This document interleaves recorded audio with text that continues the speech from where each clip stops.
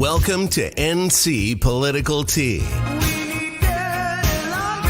the home for conservative truth with a side of Southern charm. From the hollers of the Blue Ridge Mountains to the sandy shores of the Outer Banks, we've got our finger on the pulse of every political heartbeat in the Tar Heel State. So grab a sweet tea, kick back, and let's dive deep into the 2024 election madness. All right. Hello. Welcome, everybody. Happy Tuesday. It's a scorcher out there today. Hey, Margot. Hey, how are you? I'm great. I'm laughing because we're in the midst of studio prep here, and I've got MacBooks and everything trying to get the studio up and running. That's okay. I mean, all we're doing is we're delivering information. We're going to try to make it look as classy and professional as possible here at NC Political Tea, but it's a work in progress, man. Yeah, next week it'll look totally different. I may have a different background even.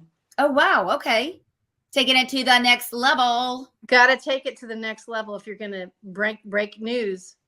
That's right. Always looking to take it to the next level here. So we're going to have a special guest in a few minutes, but just when we look at the news of the day, I think if we're to be North Carolina centric, we would look at the budget. The NC House just dropped a budget yesterday. And let's just take a look here at a little portion of Governor Roy Cooper, a Democrat governor, might I add, his wish list for the budget. You ready? Oh, yeah. Okay. $135 million for daycare. So what this is going to do is during COVID, federal dollars paid for people that couldn't afford daycare. Okay, I don't agree with that, but it did. And so Roy Cooper wants that funding up at high level. The figure that you see right here, Margo, this is 75% of federal level. Taxpayers are going to kick in. You know what's really sad about that is why are we subsidizing daycare? Listen, we have a problem here in Western North Carolina. We don't have enough daycares, but I don't think it's incumbent upon the government to subsidize daycare. Right. Absolutely. It's getting the kids earlier, indoctrinating them, and then paying for family services. My gosh, we're already paying for breakfast, lunch, and dinner for every child here in North Carolina. So let me go on. So $1.5 million to continue on studying learning loss and giving that to UNC, which is their education department is nothing short of Marxist radical nut jobs. Well, we know that, and that's just a waste of funding. Every time you say something, I look at this and subtract it from the $1 billion surplus, and we're going to land up with nothing. Well, this is what Cooper wants. Also, $7 billion increase in K through 12 public funding. That's a 25% year over year increase. But I'm just joking. That's some of the highlights of the North Carolina Republican budget that we were just looking at. Well, listen, I also saw they want subsidies for ballet, music, movies. I mean, things I was like, are we in California? Well, the Republican Party, the Republican leadership here in North Carolina has been totally captured. You've got the voting, the body politic that is conservative, and you've got the leadership, which I've been very open about it, is rotten from the top. They want to give away our money on Democrat things. So what's the point in an election year of making Democrats more electable to the socialist base? What's the point? I don't understand it. It's hard to relate to. When did we start funding ballet lessons or ballet theater things? That's just, why is North Carolina doing that? It's socialist. It's wrong. It's everything that conservatives stand against. And it's a welfare state. The government has grown bigger and bigger and bigger under the leadership of the North Carolina Republican Party. It's very frustrating. It is frustrating. It's hard to watch our state go from a very conservative state where we really don't have a lot of local people involved in politics to try to give education to people, then to find out that our own party, my party, I can say that, is doing this. Yeah, it's really disappointing. And I told someone the other day, it's hard to be a cheerleader when they keep burning my pom-poms. Yes. And as much as I love this party, I support this party, again, the leadership, let's not forget, this is our money. So while the leadership of the House goes around and says, rah, rah, sis, boom, bah, we've got money left over, that means you taxed us too much, you idiot. That's exactly right. A surplus in government, that's like revenue. That is revenue. They're not a business. They shouldn't have a profit. You're supposed to balance your budget. Well, I'm reading stories about how Tim Moore and others have given money to their friends and their pet private projects. Our money, by the way, the hubris and the ballsiness, quite frankly, of the leadership up at the General Assembly is breathtaking. Well, it's very reminiscent of the last budget they passed, where we waited till the very end for the NC innovations, squandering of funds. And what we're noticing now is they wait till the very last minute. They put it out with knowing there's going to be criticism, and there's always a bunch of filler, fluffy things that we don't want. Right. That's taking our money. Correct. At a time where, everything, cost of living has gone up exponentially higher. Look, I remember, I know this is terrible. I remember when I could get 2 McDonald's hamburgers. I mean, I was on that like it was my job. 2 for like $1, right? It's $4.50 right now. So that's really 100%. And I'm damn mad about it. I don't eat at McDonald's, but that's surprising. I used to take my daughter there when she was little. Right. Yeah. I mean, but look, when you're on the go. Yeah. Well, you have kids and, you have to grab for them and go. I get it. Yeah. I totally get it. Yeah. I mean, Listen. It's confessions here. We have a lot of them. We do. Scrambling to start the show, trying to decide which cameras to use, but we won't get into that. I mean, just for the record, guys, I have an old MacBook Pro. I just use my camera on my computer. That's the way real podcasting should be. We could pull it up on the fly and do it anytime we want. And, after talking to you about that, because I only use my phone. This is just a light. Right. And a light. And a ring light. Yeah. And a ring light. Right. So we're just going to get more professional in here. I don't know if people are going to stand it. Yeah. I might have a microphone. Listen, I have a microphone. I don't know how to use it yet, but we're baby steps, guys, baby steps. So we have another, let's see, something to talk about. So this is crazy, you guys. This is, yeah. Can we talk about this? So it looks like caught on camera in LA, the arrest of NC employee facing felony charges involving a child. Well, you know what's going to happen, though. It's California. Well, yeah, but he lives in NC, and this Department of Revenue, he's with the Department of Revenue, you guys. I believe he's a Cooper appointee. Do I have that correct? You do. You absolutely do. How shameful. Yeah. I mean, and John Warren put, hey, you guys are talking about sexuality. You're talking about it. But what you're not talking about is the arrest of your head honcho. Margot, how many people do you think that gentleman has had to write up for inappropriate, maybe sexual harassment or something like that? Isn't that the pot calling the kettle black? Yeah, it's really weird. It's really funny. I didn't know this until recently. HR people in that kind of position are certified. There's a national certification they have to take. Can he have that removed for doing things against his own profession? Just a thought. Well, I know in North Carolina, it takes you a damn long time to have your teacher's license removed. Right. If you're convicted of sex crimes against children. So the question you raise is very pertinent. I bet he was out on his ass faster than some of these teachers lost their licenses. Do you think he's been fired yet? Because, he's not been convicted, but he's a felon because that's what they're calling my boy, Trump. It's just, it's absolutely, all of this is so insane. It's really hard to keep up with everything that's going on. But, one of the things on the national front that we saw was these COVID hearings. Oh, yeah. And, as usual, right? Josh Hawley hit it out of the park. He's so insightful. It's amazing. Nobody who was involved. Scientific method. Oh, it's just science. Oh, it's the scientific method that happened at lightning speed and then was used to propagandize and lie to and shut down. As a scientist who's supposedly supposed to follow facts, do you regret the fact that your work was used to censor your fellow scientists? It was used to censor ordinary Americans who ask questions about the virus. Do you regret that? When you write a paper, I mean, you get it in the journal. We can't control what happens after. Oh, I see. So you're not responsible at all. It's amazing. Nobody who is involved in any of this is responsible. Never. Yeah. They're not responsible. Yeah, people have lost their jobs. Yeah.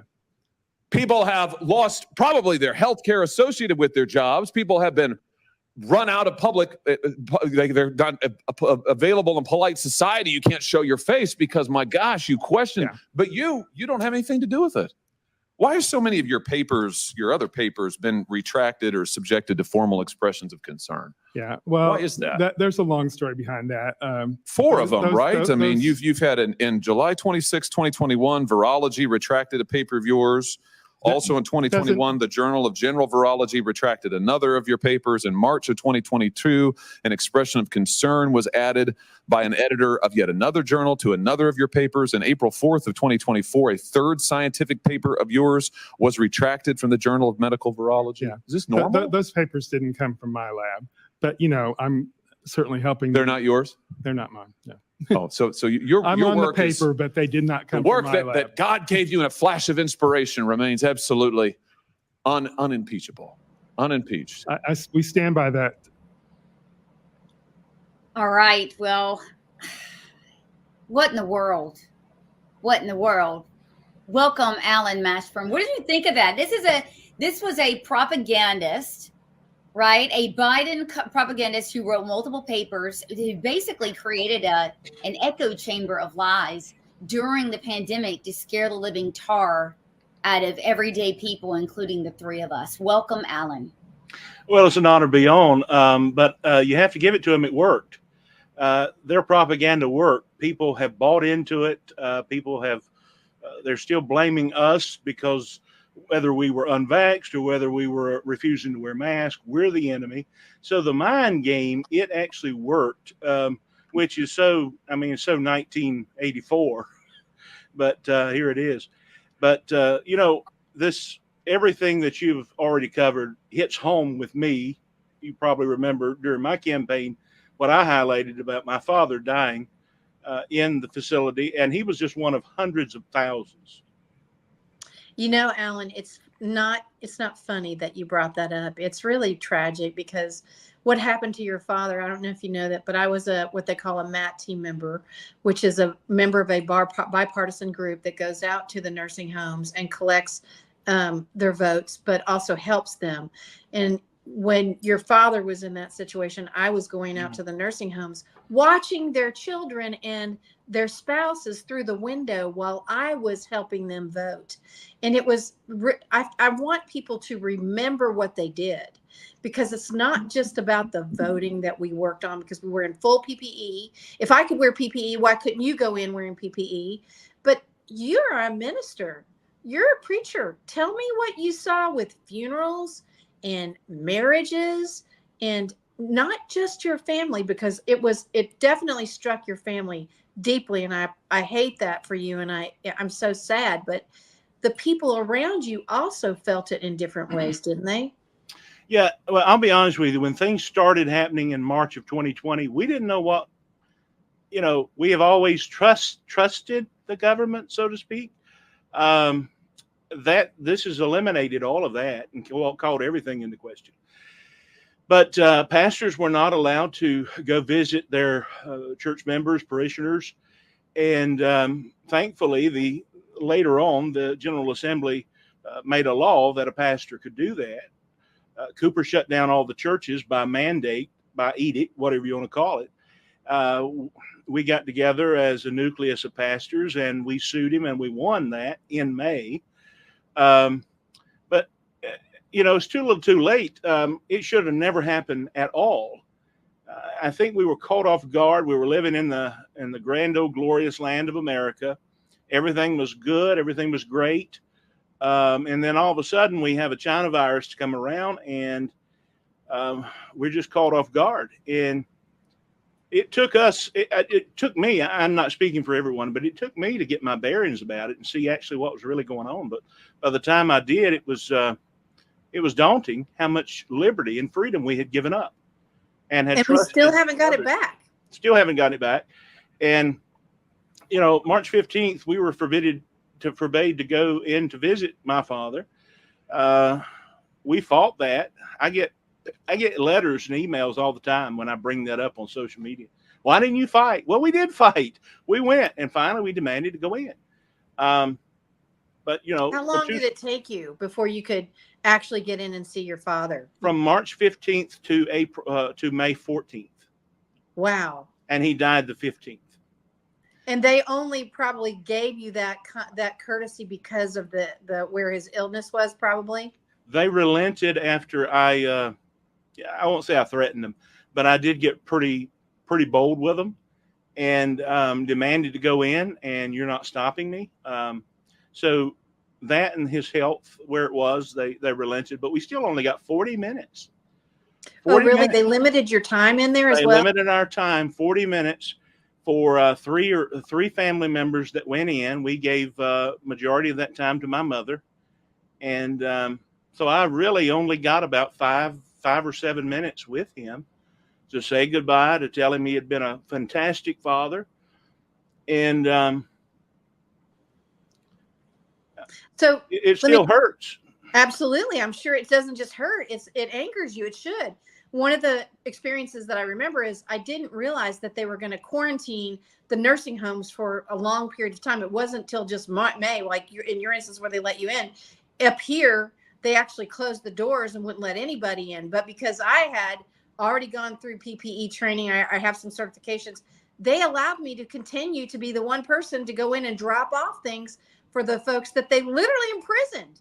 And they kept them in prison. I think they opened up briefly. They had a 6-week opening, and then they went back and shut them again. And what I found is so many people in this country don't realize what happened to the elderly in nursing homes. And there's actually a federal bill that they're trying to pass right now to allow people the ability to have a designated person to be able to go in and handle everything regardless of what happens. And it needs a third sponsor. And believe it or not, and I can't believe I'm saying this, but Don Davis and Foshi, they are the two main sponsors of that bill in Congress. They need a third sponsor, and we should go help them get one. Because what happened to you and what I went through watching that, and what happened to my best friend whose mother was in the nursing home the entire time, should never happen to anyone.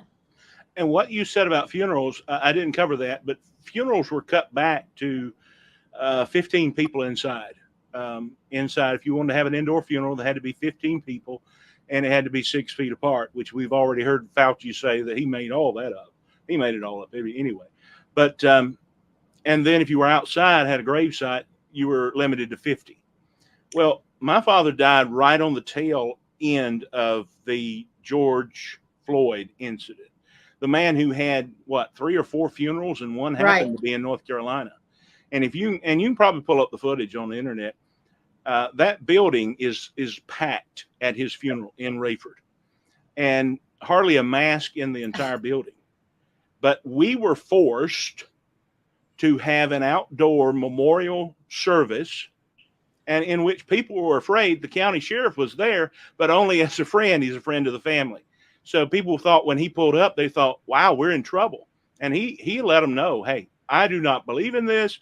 This is not constitutional. I'm here to pay my respects just like you. So thank God for county sheriffs. Yes, sheriffs are very important. And I think, if you want to talk about the bright side, which there's very little bright side to this, is that we learned, Alan, how important local government is now. I saw you out on the trail. I was running a couple of campaigns. You were running for lieutenant governor. You and I got a lot of chance to talk. We talked about this. This is the fire that drives you. This is what motivates you. But I think we talked on a number of occasions about really working from the inside out. And that is having a firewall, if you will, from your county commission. If you have a city council, obviously school boards, we talked a lot about it, but your sheriffs, your DAs, right? Those are important races. I learned firsthand the first line of defense from a tyrannical state government or federal government is your county officials. You have to get that right. You have to get the county commissioners right. What they rule every month affects your lives day to day more than the federal level. Yeah. And you have to get the Board of Education right. And you have to get the county sheriff right. You have to have conservative people in there with the right values that love the Constitution and are willing to protect it come hell or high water. Right. And we've seen, you guys, hell and high water. Literally. And so again, I'm just looking for a ray of hope here. So please, don't shoot the messenger. We saw here, I believe it was in Kansas, the Kansas AG now is suing Pfizer. Right. Because, and by the way, guys, I guess he must be a conspiracy theory follower also. Right. And another one of these, crazies. Except he has all his facts. Well, and you know what we always have, and the medical freedom people always have, et cetera. But now, in fact, I noticed a little bipartisan pushback in this hearing today that Democrats are finally agreeing. They're not finally agreeing. They're up against the wall, you guys. They have no other way to turn because the facts are the facts, right? And at a certain point,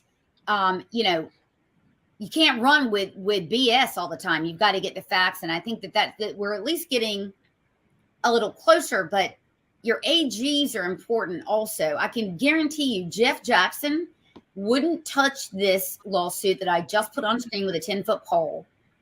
Dan Bishop will. Absolutely. We all know that Josh Stein refused to defend our state treasurer when he fought for every North Carolinian, in effect, and he refused to defend him. So, yes, we have got to get Dan Bishop elected. That will change the trajectory of this state. I think also we have to get Luke Farley in office too, because 100%. Dan Bishop doing the legal thing is what we absolutely have to protect us. But Luke Farley in charge of OSHA being able to say, we're not doing this is another piece of it. They work hand in hand. Yeah, he ran on that and he won. I mean, Luke Farley is another guy that ran a statewide race, right, against a darling of the establishment that didn't raise a finger during this whole COVID thing. And in fact, just was remarkably mute. And he went out there and whipped his butt based on that. People want, not Republicans, people want the choice whether or not to vaccinate, particularly their children, on something that's not proven. And I think running on that, we're going to have a great degree of success on that. Well, I want to know why the candidates aren't talking about this more. Everybody wants to talk about the economy. Everybody wants to talk about the educational matters, and they're all important. But they're all 1990 topics, so to speak. We have got to go back and remember what the Democratic Party has done to our people, and never lose sight of this. And everything you just talked about was implicated and affected: the economy, education, family, great point, laws. And thank God, there is one ray of a silver lining, if you will. We saw how bad. Now, Sloan, you've been on the cusp of this for years, so this is not applying to you, but I'm talking about the rest of us. We saw how bad the educational system was becoming and had become and gone. So it really uncovered everything. Everything came to light. Right. Well, I can tell you from a consultant's point of view why people aren't running on this, Alan, because consultants will tell you, don't run on the past, don't run on the past. But to your point, everything's the past. There's literally nothing that really hasn't been done. And if you look at what Russia did, the abuse of psychiatry, the abuse of medicine, look at what the Nazis have done. I mean, those things have been done in history, right? We didn't expect the COVID stuff, but you're right. This is fresh in our memory. This is the freshest thing. The march through the institutions has been going on for the better part of 60 years.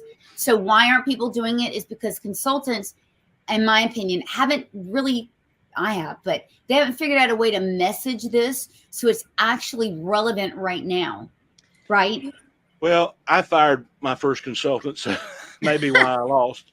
But no, I understand your point. I Yeah, understand but your point. But our past is going to be our future if we do not take this. Well, it still is, because before you got on, we shared this. Let me see if I can get this back up here. We shared this presentation where we were like, oh, okay, well, guess what, guys? Well, let me see if I can get it. Whoops, I got to add it back in. But we shared a presentation that showed that North Carolina, possibly, if we accepted North Carolina House's Republicans budget, we may be continuing on funding levels where the feds came in, gave us a bolus of cash to hire psychiatrists in the schools. We don't need them. To pay for daycare for everyone. We don't need them. Why in the heck are North Carolina Republicans rushing in to keep us at that federal level for that COVID stuff? So you were right, sir. Right now, what drives inflation is government spending.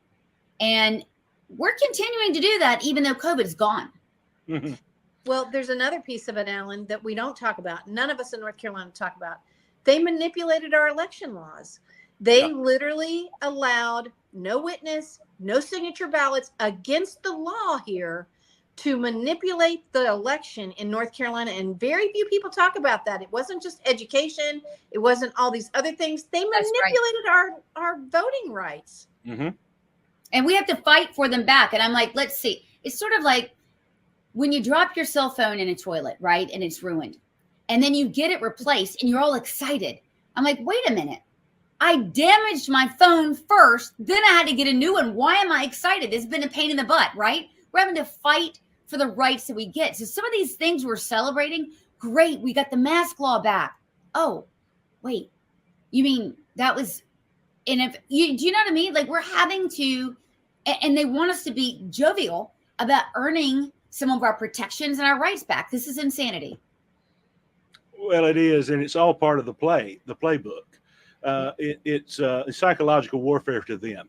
So they want to treat us like the minions that we are and give us a few peanuts here and there, and we'll be happy and we go on and celebrate and we'll be appeased. Not so, my friend.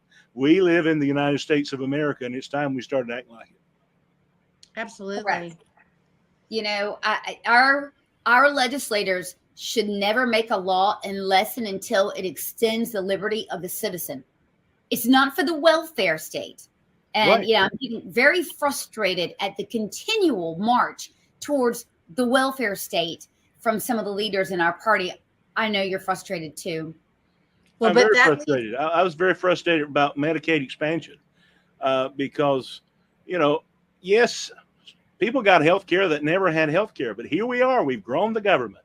We've mushroomed everything. It's these guys are politicians, and sadly, they have lobbyists up there with big checkbooks. Yep. And they're writing checkbooks. Blue Cross Blue Shield have their own lobbyists. Everybody's got their own lobbyists. Everybody except us, we the people. Right. So we're going to rue the day we ever heard of Medicaid expansion. We already seen that. I was forced over there from Obamacare. I didn't have a choice based on my income level. So now I'm not a multimillionaire, which you probably already knew that. So we're going to rue the day, and I don't see how we can continue on this We very can't. long, be sustainable. We can't. I mean, part of the budget in there was Medicaid overruns. Now, the critics will tell you, the critics are all over me because I've dared to say stuff, and I will continue to say stuff. So critics, you're listening right now, stuff it. Anyway, we're seeing some of that in the House budget that a lot of money is going to Medicaid overruns. Why? Because you can't trust the federal government. They're going to tell you, yeah, we'll reimburse it a certain amount, but guess what? Whoopsie. That doesn't always happen. So we're going to be on the hook for all of this. We're paying, we're giving better benefits to able-bodied adults who aren't working than we are a middle-class head of household that might lose their job with 4 kids. This is wrong. It's disgusting. And it's why we're Republicans, in part because we don't believe in socialism. Well, give you an instance, an illustration. And Margot, I'm sorry if I might have cut you off a moment ago. Just No. speak over me. That's fine. I'll hush. But if I don't say this, I'll lose this thought. I went to the dentist the other day, had some dental work. You don't need to know about that, but here's what I'm saying. My copay was $4 under this Carolina Complete. This is Medicaid expansion. I've never gone to the dentist in anything for $4 ever. And, to me, it's great. It's awesome. But here you have a system that is exactly what Hillary Clinton wanted when she wanted universal health care. Now we're bringing it full circle. Yep. And soon you're going to see a government that is picking and choosing who they want to keep on lifelines, what medications they will say no to. They're already doing that. Our state treasurer can testify to that. So you're going to see more episodes that's going to start resembling euthanasia. Now, I said that word, and I'm going to be called a conspiracy theorist. But as of right now, all I see is conspiracies. I don't see any theories. Well, I think there's another piece of it too. We're going to get to the point where it becomes more profitable, more accessible for someone to be on disability than it is to work because of all the benefits that they get. So it'll be 50% of the people paying for the other 50% of the people. And that's not good either. No, it's unsustainable. Absolutely. So the American dream is already gone. And I say that, can it come back? Yes, if things are drastically changed.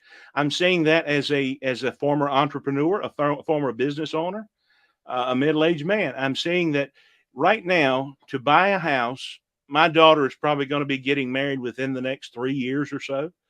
And I can't even imagine what it will take to start a family, to build a home, to buy a home, to rent a home. I mean, I grew up in Moore County, and you probably know that's the golf capital. U.S. Open was just down there.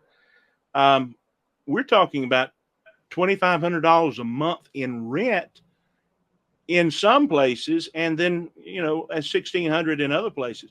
So the point is, when me and my wife got married, we lived on $230 a week. Alan, I know you've been up here. It's the same thing. Yes. Rents here are $3,000, $1,800 in a very depressed. I mean, it's not got the kind of businesses you have in Moore County, and definitely we don't have enough workforce housing. It's what's sad is what you're saying is happening there is happening here too. Yeah.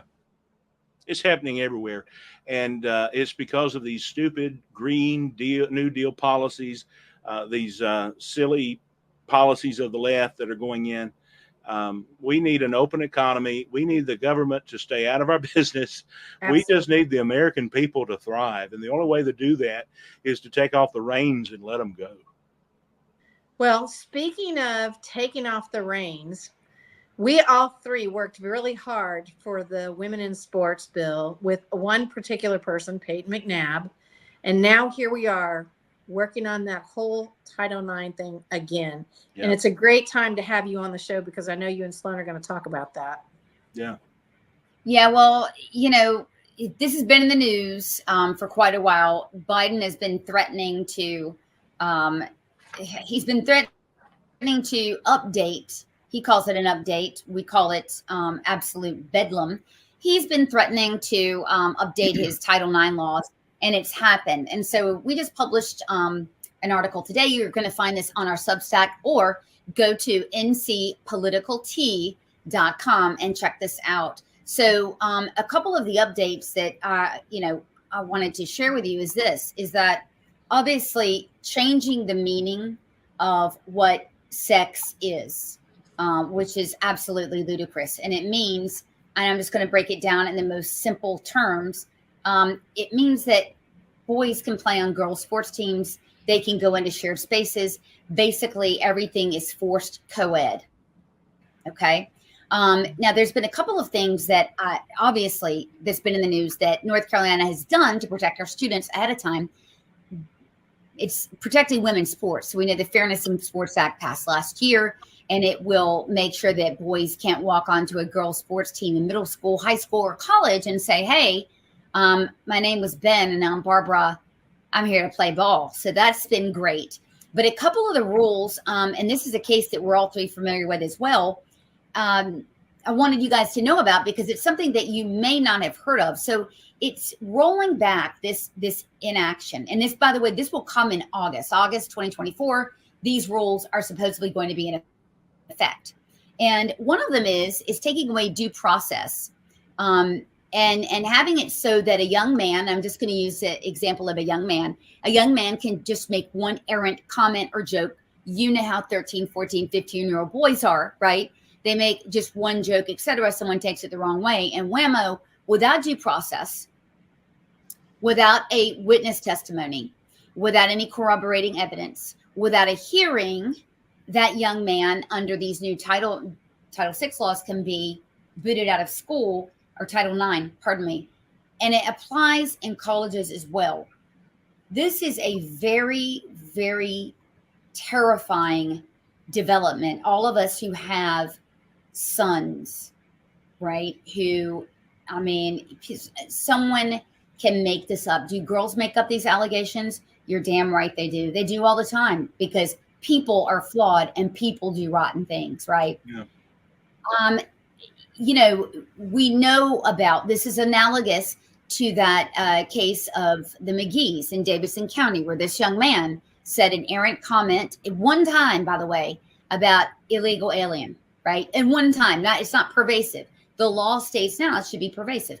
One time got booted out of school, labeled a racist. Well, now there's some legislation that's being put forth that will allow due process of a short-term suspension, which is great. It will allow, and I believe mandate, that witness testimony is in. Here's what that means, guys. If Ben is standing by the locker and there's 10 people there and makes a joke and one person heard it, that makes it a little bit difficult to believe that one person, right? So it's going to allow a lot more due process. And in other words, this article, you guys, is about North Carolina Republican-led issues are creating that little bubble around students.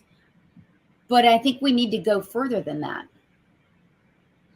You know, it's a shame that we have to do this at all. We've lost the entire era of common sense. And, Yeah. you know, Title IX, this is Biden's way in strong arming the states and threatening them. Well, if you don't do this, you're going to lose the funding. And we're going to push our identity politics. We're going to push our gender ideology in either way or the other. Thank God some states are now signing up and suing the federal government and getting some stays. Four of them are. I believe Kentucky's one of them. But, you know, and that's another reason, guys. I want to tell you that we are in the Fourth Circuit federally. And that means it's really more liberal than the Ninth Circuit now, just because the way the judges are stacked up. And here's what that means. It means even if we had a lawsuit here, even if we had an AG who was capable of doing this, and we most certainly do not, we would run into problems potentially at that Fourth Circuit. But the good news is what you just brought up. There's already a circuit splitter. That means I believe the 11th Circuit and two more already have cases pending, right, where it'll eventually go to the Supreme Court. But if we had a Republican attorney general, we could have filed that suit and had protection potentially under this ruling last week, where the judge came in, Louisiana judge came in, a Trump appointee, and said, you're overstepping your authority with this mandate, Biden. We're not going to have that protection because we've got Josh Stein. Yep. And I think, and that's the number one theme that we hear throughout this whole podcast today is Josh Stein is bad for North Carolina. Horrible. And Jeff Jackson as well. Well, yeah. Jeff Jackson, he's the guy. He's the guy on Blue's Clues. He's got to go back to Blue's Clues. But we can't ever let Josh Stein near the governor's chair. Know how bad of a governor he will be. Talk to the DAs in the state. Horrible. Yeah, they will tell you he is horrible. He is the one that stood among a group of DAs and said, even if Biden closed the border, it wouldn't help. And of course, he's reading from the playbook, the leftist playbook. And we're going to turn into California if he's ever allowed to be in the governor's chair. Oh, but with a snap of your fingers. Yes, he's going to be the Gavin Newsom of the East Coast. Yes. Oh, absolutely. And he thinks he keeps it well hidden. I love this stuff where he goes, pastor, and I usually call you pastor, goes to these churches out east and talks about, I love to eat barbecue. He's got a big cross behind, like he's some agrarian populist, right? Yeah.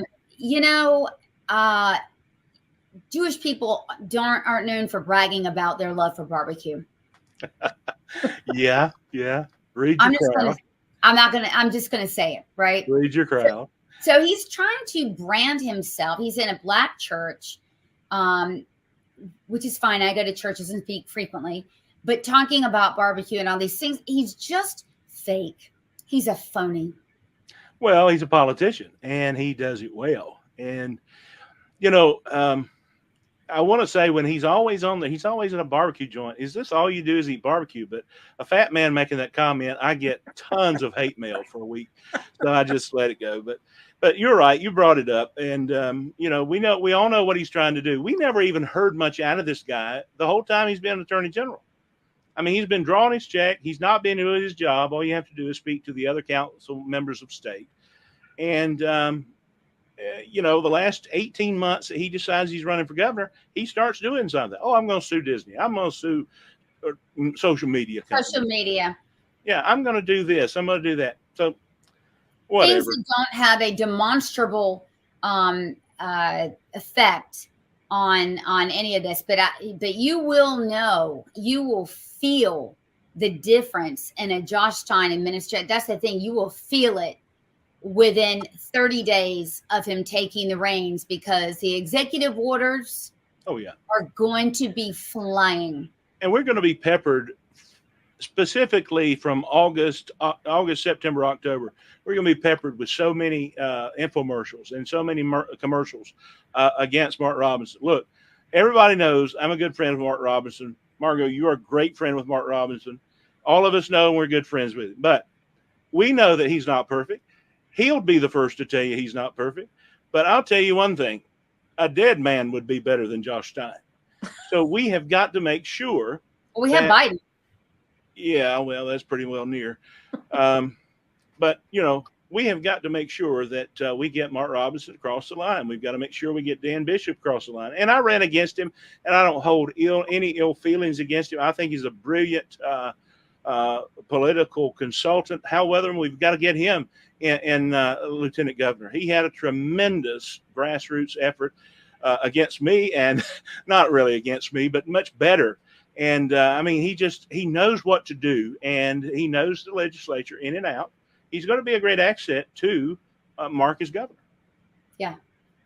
I mean, we absolutely need every council of state. Obviously, we're clear on Michelle Morrow. I mean, we've got to, get that. I think, I've heard experts say if we get 2-point win from Trump, we can go down ballot with that. I think we're going to need 5. What say you? We're going to need a 5-point Trump trouncing. Well, I am not a consultant. I'm not a one of those guys that do that. Zach has learned how to read stats way better than I.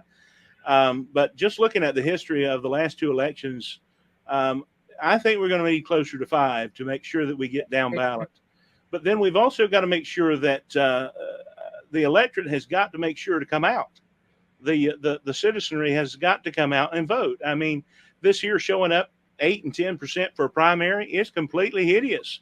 Shame on us. Shame on you, whoever's watching and you didn't go vote. You're the part of the problem. Now, you don't have to write Sloan. You can write me about that. You're part of the problem. Get you off your butt and vote, because we're losing our country. We're losing everything. And I'm sick and tired of saying, well, don't say this or that about a Republican. Remember Reagan's 11th commandment. Reagan didn't have the Republicans we do today. And so we're in a battle for our country, for my children's future And so if you act like a demon, I'm going to call you one. If you act like a Democrat, I'm going to call you one. If you act like a leftist, I'm going to call you one. Because we're at war. And I am sick and tired of staying out and staying quiet. I'm going to speak up. So, hey, I'm not running for anything, and I may not run for anything else. I don't care. I'm a citizen, and I want to be a warrior. And if I die doing that, that will be an honor. And I think people need to start looking at voting differently. Protect yourself locally and work your way up the ballot. Start a dog catcher. Make sure you got a good one. Go up to the soil board, up to the county commissioners and the board of education, and go on up the ballot. Don't go down the ballot, because you need to insulate yourself as locally as possible and then move it upward. And I think that's one of the things we've done a bad job of talking about, really helping people understand local races so they understand where they can protect themselves, aside from where you may not make it, but you also have to bring people to the polls. It can't be just you and I doing this. Yeah. You've got to take 2 carloads full of people. Go when you're voting in the morning, and then come and make sure, do a neighborhood roundup. Take your car. You got an SUV. Get your ass in here, Mary. You hadn't put it. Okay. All right. I'm watching you. Blah, blah, blah. Guilt works very, very well. Breakfast with a ballot. Yes. And thank you for putting up with my tirade a moment ago. But we all three get very passionate about this.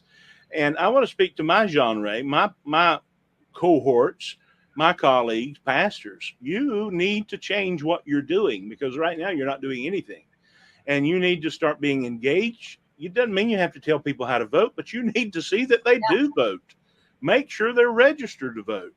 And if you're doing your job in teaching and preaching and discipling, they'll know how they should vote. Well, a biblical worldview. I mean, there's only one party that is, respects it. I mean, look, the left is calling people with a biblical worldview Christian nationalists. I don't even know what that means. I mean, you guys know that I'm called an anti-Semite every single day, right? Because I'm a Republican. I mean, they don't actually know. So we are being constantly assaulted. You're actually called much worse, buddy. I am. We all three are called much worse. We're all called. You know what? I was just listening to this guy the other day who is a streamer, which is what we are, content creator. And he said, look, guys, there's 3 levels of content creation. And I want to ask Alan what you think about this. There's 3 levels. You can write. I mean, I was a journalist before I did this. Long time. Didn't have a problem, by the way. You can do podcasts, or you can live stream and show your face. But you have to remember, when you do that final one, people will dox you and come after you, the likes of which you have never seen, because there's something about showing your face. Oh, yeah. That ignites rage and fury. Alan, have you noticed that? Yeah, quite a bit. I've had people show up here at the church and threaten to kill me in the parking lot. Oh, wow. I've had to draw my weapon in the church parking lot. So yeah, we've had some of that. Our family has been followed. And I'm talking about specifically my girls have been followed on the highway from parking lot to parking lot. But they handle it well. I've looked at them several times and say, hey, I'll do whatever I have to protect my family. And they say, you continue doing what you're doing. Because they recognize how important it is. And, but you're right. You can do all 3 of those things. The first 2 doesn't matter. No, you get compliments or people ignore you. Yeah. The first time you put your face. Yeah. Yeah. You do that and you are a target. You just can't care. I mean, I have to tell you, there's no more brutal audience than TikTok. They are keyboard warriors. A lot of them don't have channels, and I don't care what they have to say. I'm not here for them. I'm here to save my state. If you want to join me, come on. But if you don't, you mean nothing. Your voice doesn't matter to me. And definitely your keyboard warrior activism doesn't matter to me. The other good thing is on TikTok, there's a block button. Well, we have one more segment, and we're going to talk about the librarians in North Carolina, because they've asked for something specific. Okay. You ready? Okay, I'm going to let you, hold on. I'm going to let you do that, and I'm going to back out of this just to make sure. You ready? Yeah. So Alan, we have one more segment to talk about with you because I know how passionate you are about books in classrooms. And I don't know if you've noticed or if you saw today that the librarians in North Carolina would like to be able to purchase new books for the libraries in the schools in North Carolina. And I thought I'd get your take on that. Well, they have been purchasing books, obviously, and it's been books that we object to. So I am scratching my head a bit mentally here and wondering why you need that money, additional money, and haven't you been buying books? And you should have money allocated annually in your budget for that. So I'm having a little, you caught me a little bit off guard there because I haven't seen it. But obviously they are buying the book somewhere.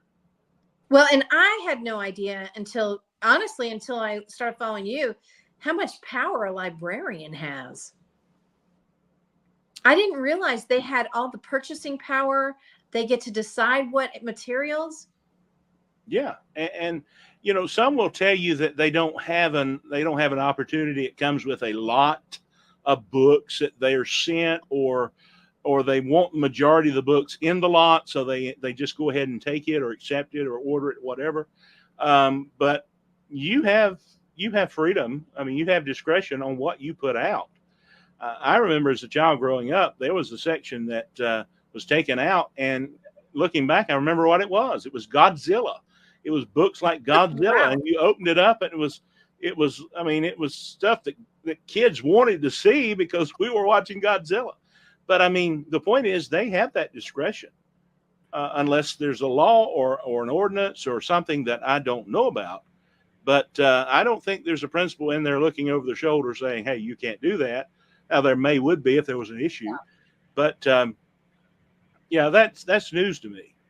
Well, this is from Wake County, and what they want is $10 per child because their books are outdated. You mean the classics are outdated? No, they don't mean that. What they mean is that they weren't doing pornography descriptions 10, 20 years ago. Now all that's kosher and all the rage. And so they want to have the ability to do that. We know Wake County. We know what they're all about. Yeah, that would be an easy no for me. That is the highest funded. Now, correct me if I'm wrong. It's the highest funded state public school system in the entire state. Is that correct? That is, yeah. I was thinking I was right in that. And every year they want more money. Oh, I know. I live in Wake. Yeah, obviously. You're probably going to be moving soon. But, or I would. But, I mean, they want more money for everything. And now they're wanting $10 more. I mean, that's a slap in the face for every voter, every citizen. Yeah, it really is. On top of, the failing schools and all the other garbage going on. So, thank you for coming on. I mean, it's great. We kind of ran the gamut tonight. We talked about the various mandates, Title IX and COVID. They are not passed. They are present, and they are going to get even worse. And just how important all these elections are. And we have a program, Alan, where we're challenging everyone that's listening to us or reading us, because we do have a blog at NC Political Tea, to talk to 18 people outside of their normal social circle every week, not about politics maybe, but about something that is an issue that's concerning the community. Mm-hmm. So totally doable, right? But I wanted to ask you this in closing. How would you approach that if you're at church? Because we go to religious services, etc. How would you broach this subject, not necessarily politically, but it just bringing up these issues with a parishioner? Well, as a pastor, I can tell you that that would be easy to do because everybody in a church knows someone or they have personally been affected by some of these things that we've discussed. So you're not going to find a whole lot of people with the same mindset as they had in 2020. Their eyes have been opened. We're seeing now things about the vaccine. People around my area would defend the vaccine. They would call it a godsend. And I even had one man reach out to me and want me to come to speak at his church and tell his people that it was of the Lord. And I said, no, not doing that. So I see what I see in our churches. I see things have changed to the point that eyes have been open, and I think it would be rather easy to do that. Now, will it be testy? Will it be heated? Maybe. It depends on who you're talking with and how in depth you go. But it's a conversation worth having. All right, very good. Remember, 18 guys, 18 per week. If you get to that Sunday and you've only talked to 10, then you know that during church or something you're doing on Sunday, you got to make that extra 8. We got to make it. So, well, Yes. Thank you very much.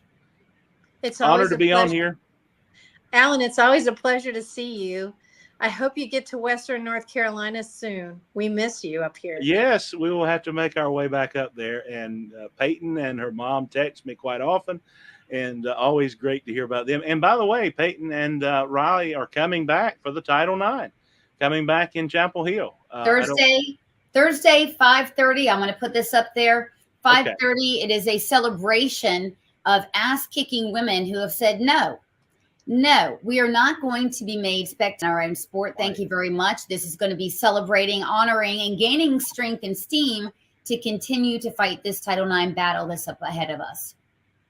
Well, I can tell you, you two ladies, your name is quite feared among the leftists. And so thank you for what you're doing all over, not just in North Carolina, but you're having an effect across the nation. Well, we appreciate that. Our goal is to save our state more than anything. And it's partners like you and Peyton and others and heroes like you guys that help us do that. And we appreciate you coming on. Hey, our veterans, our military folks, they're the heroes. If we can't do what we're doing right now, then what they did is in vain, and that will never happen. So we've got to take a stand. That just gave me chills. Well, thank you for coming on. Thank you, Margot. Friend, I'll see you on Thursday. See you up Thursday. Okay. All right. I'll be in Washington, so I'll be checking in with you and see.